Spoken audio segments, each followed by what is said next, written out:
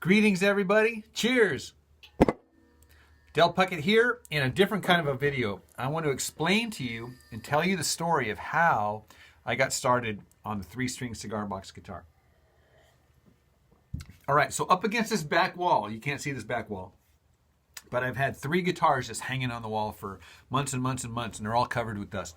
One of them was the very first cigar box guitar I ever got my hands on. A guy at work about 3 years ago, his name is Aaron Freya. Shout out to Aaron Freya. Bought this online from a guy named Fuzzy. And this is what the back of it looks like here. Fuzzy 145.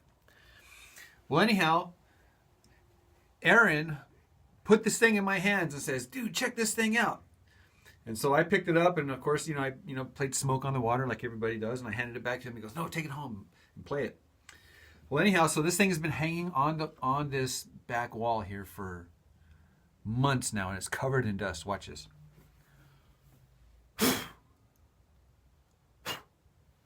See, I'm not kidding. Anyhow, so I took it home and I plugged it into my amps, and this thing just sounded amazing. It's all out of tune now.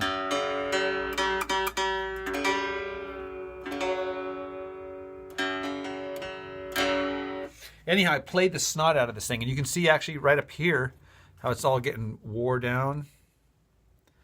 I just was mowing this thing. I played it constantly. I've been a guitar player all my life, okay?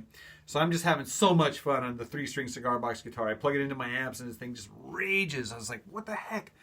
There was no dots on here, so I just took a magic marker and made some dots, and then I put the E there. This was tuned G, D, G, so I would write C, D, E on it. It's all faded out. You can't see it now, but so anyhow, as I was playing this guitar, I got to thinking, oh my gosh, this is so awesome. I could do this, I could do that. I could build one of these things, right? And so what I did is I went down and got a bunch of cigar boxes, and I watched a bunch of videos online.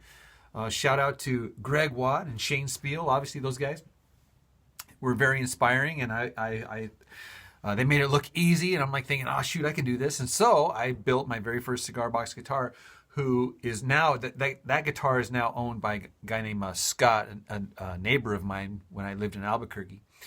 And so that guitar is in good hands. The oldest guitar that I own, that I built now, is my number 2, and it is right there.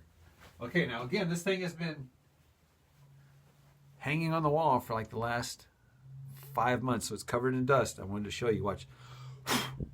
Yep. Yeah. So this guitar here was a Frankenstein science experiment. I have a piezo and a single coil, and this volume knob here actually was a volume knob that was in line with the piezo. Well, because of the impedance mismatch, this actually works as a master volume. So I have a master volume here that controls the entire thing. If I want the single coil to sound, I got to open this up just a little bit, and then this volume here controls the single coil. So it's kind of a and it's way out of intonation's crazy on this thing. But I was just learning, you know what I'm saying? I was just learning how to build.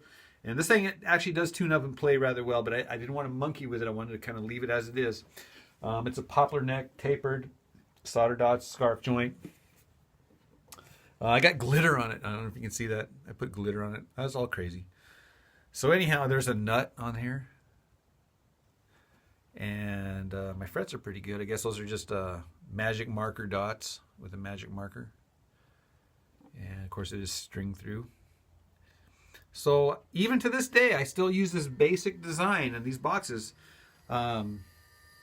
But I have come a long way in my technology as far as intonation and playability.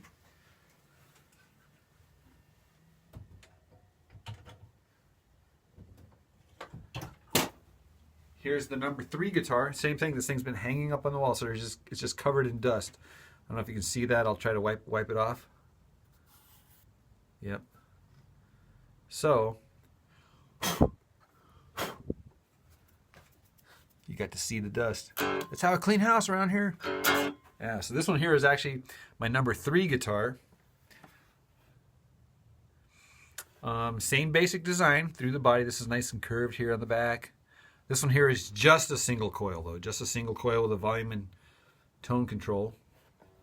But I was still doing my 1/4 inch above the plane here, even way back when. This is a tapered neck. Oh, and this one here is like covered in lacquer. I don't know if you can see that. So I actually really like these guitars, these old guitars. Another scarf joint on the neck. This one here has the screw there for the nut.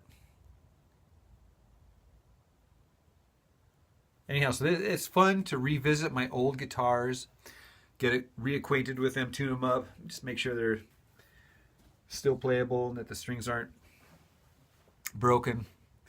So that is it. So that was 3 years ago.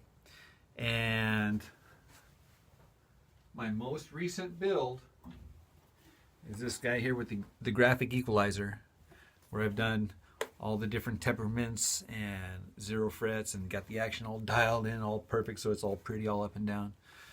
So that is the story of how and why I play the 3-string cigar box guitar as opposed to a 6-string normal guitar.